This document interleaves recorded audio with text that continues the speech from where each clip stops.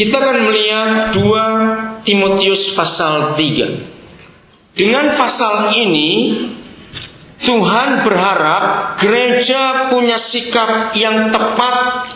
Gereja akan punya sikap yang benar menghadapi zaman yang sedang gila seperti ini. Lagi sekali, dengan 2 Timotius pasal 3, Papa ingin supaya kita anak-anaknya di bumi ini mempunyai sikap yang tepat, mempunyai sikap yang jelas di tengah-tengah bangsa yang sedang gila seperti ini. Apabila gereja tidak punya sikap yang tepat, apabila gereja tidak punya sikap yang benar menghadapi bengkoknya manusia akhir zaman ini, maka percayalah gereja akan ikut bengkok juga. Mulai ayat pertama, judulnya apa saudara? Keadaan manusia sekarang.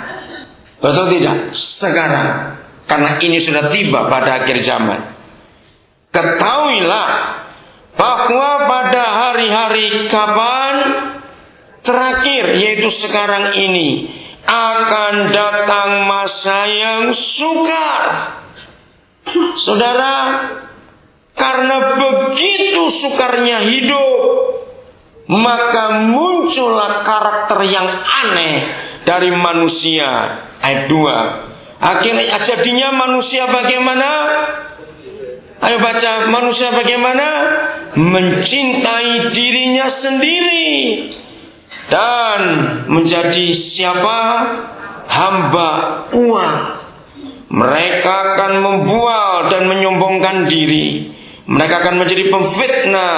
Mereka akan berontak terhadap orang tua dan tidak tahu berterima kasih, tidak memperdulikan aturan. Itu kata yang tepat. Seterusnya ayat 3 saya teruskan. Tidak tahu mengasihi, tidak mau berdamai, suka menjelekkan orang, tidak dapat mengekang diri, garang, tidak suka yang baik, suka mengkhianat, tidak berpikir panjang, berlagak tahu, lebih menuruti hawa nafsu daripada menuruti Tuhan.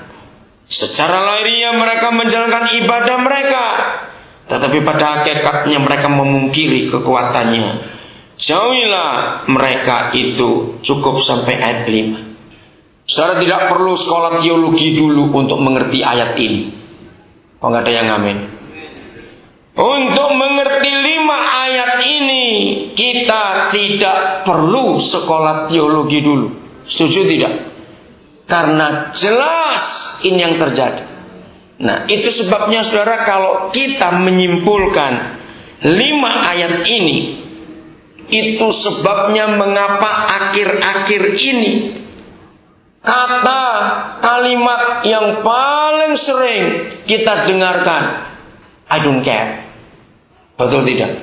Orang tidak peduli. I don't care.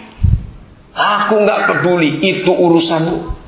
Kalimat-kalimat ini yang paling sering muncul sekarang ini, dan itu sudah dinubuatkan oleh kitab suci ribuan tahun yang lalu, bahwa pada akhir zaman ini akan datang masa yang seperti ini. Saudara, dunia, bukan cuma Indonesia, dunia bulan September ini sedang syok karena susu yang bermelamin itu. Bayangkan berapa ribu bayi gagal ginjal. Ngeri sekali. Mengapa itu? Karena ayat ini. Kita lihat di negara kita juga, obat dipalsu, pewarna makanan diganti, makanan-makanan yang dikonsumsi menggunakan bahan-bahan kimia yang berbahaya. Lihat awal-awal bulan puasa ini, pemerintah kita dibuat sibuk, masyarakat dibuat sibuk, jual daging saja direndam air dulu. Bayangkan orang begitu jahat, begitu egois. Maka itu jujur para pengusaha Kristen, apakah kita ikut mereka juga atau kita punya cara yang berbeda? Di tengah-tengah manusia serusak ini, manusia mencintai dirinya sendiri, menjadi hamba uang. Ini akarnya, ini fondasinya. Mencintai dirinya sendiri, menjadi hamba uang. Maka buahnya kita melihat kerusakan itu terjadi. Saya tinggalkan dulu pasal ini. Ketika orang Kristen merasa aman, merasa nyaman dengan sistem kegerejaannya yang dipakainya setiap hari, maka gereja pun menjadi makhluk yang sama dengan manusia zaman ini. I don't care. Maka itu hari ini kita harus menyadari kita ada di garis yang mana. Saya tinggalkan dulu pasal ini. Saya ingin buktikan kepada saudara, kalau kitab suci kita ini adalah satu-satunya buku di dunia ini. Dengarkan, kitab suci kita adalah satu-satunya buku di dunia ini yang menulis definisi kasih. Tidak ada kitab atau buku apa saja yang pernah dicetak dan dibuat oleh manusia yang pernah menuliskan what is love dan who is love. Saudara, hanya kitab suci kita yang menuliskan apa itu kasih. 1 Korintus 13. Dan siapa itu kasih? 1 Yohanes 4 ayat 8. Saudara coba pikirkan, kasih itu merupakan kebutuhan pokok manusia. Dari kolaborasi 3 band tadi, lagu pertama yang mereka nyanyikan adalah lagunya U2.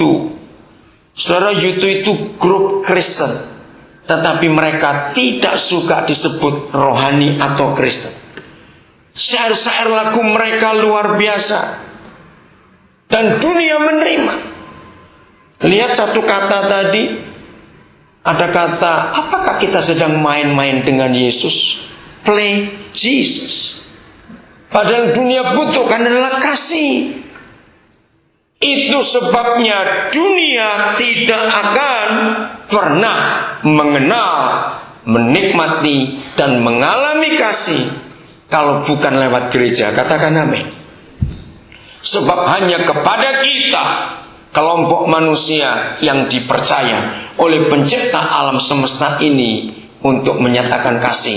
Karena hanya di kitab suci kita ada definisi siapa itu kasih dan apa itu kasih.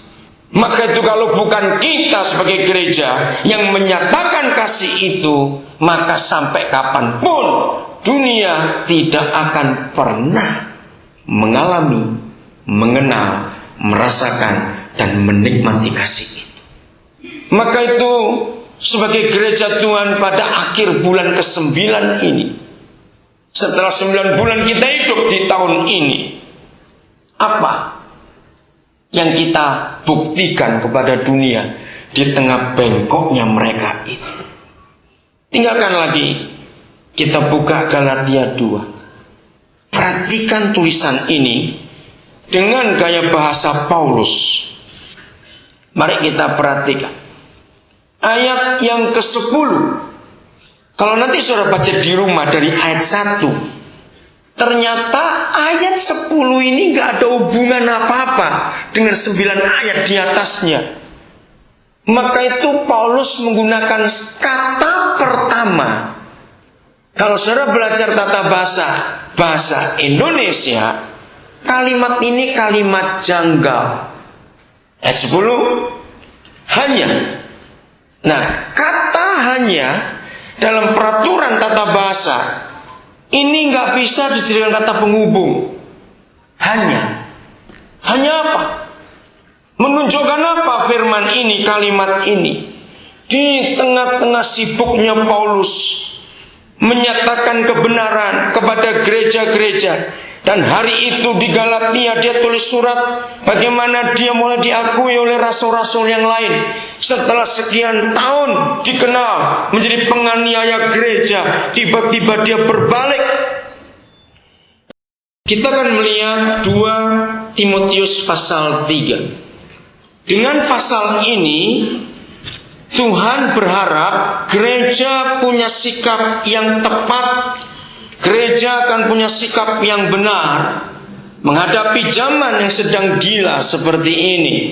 Lagi sekali, dengan 2 Timotius pasal 3, Papa ingin supaya kita anak-anaknya di bumi ini mempunyai sikap yang tepat, mempunyai sikap yang jelas di tengah-tengah bangsa yang sedang gila seperti ini. Apabila gereja tidak punya sikap yang tepat, apabila gereja tidak punya sikap yang benar menghadapi bengkoknya manusia akhir zaman ini, maka percayalah gereja akan ikut bengkok juga. Mulai ayat pertama, judulnya apa saudara? Keadaan manusia sekarang. Betul tidak? Sekarang. Karena ini